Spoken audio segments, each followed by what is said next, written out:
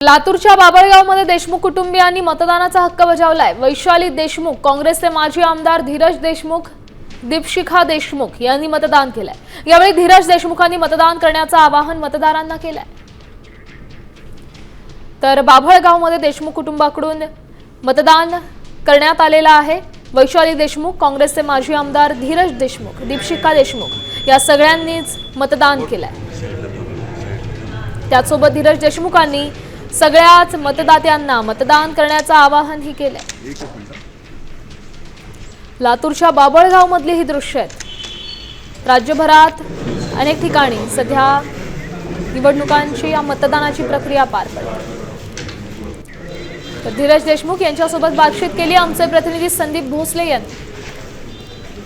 जिल्हा परिषद पंचायत समितीच्या निवडणूक मतदान प्रक्रियेला सकाळी 7:30 वाजल्यापासून प्रतीक्षा सुरू झाली। बाबळगाव या ठिकाणी तुम्ही मतदानाचा हक्क बजावला आहे, काय प्रतिक्रिया? अतिशय सकारात्मक प्रतिक्रिया आहे। मतदानाचा दिवस हा सर्वांसाठी फार महत्त्वाचा असतो। आम्ही कुटुंबीय म्हणून आमचा मतदानाचा अधिकार आज बजावलेला आहे। हेच आवाहन करेन सगळ्यांनी आपापले मतदान केंद्रावर जाऊन आपला मतदानाचा अधिकार बजावावा, लोकशाही मजबूत करावी। येणाऱ्या 5 वर्षासाठी आपल्या परिसरामध्ये आपल्याला काय सर्वांगीण विकास हवा आहे, सगळ्याच पक्षांनी आपापली भूमिका इथं मांडलेली आहे।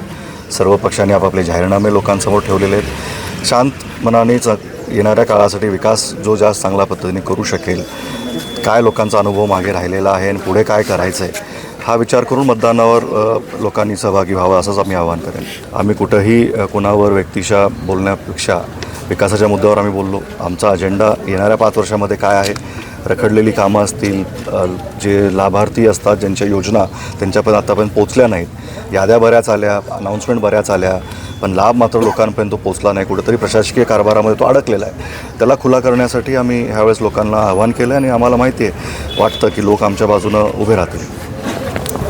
संदीप भोसले, सामटी न्यूज, लातूर।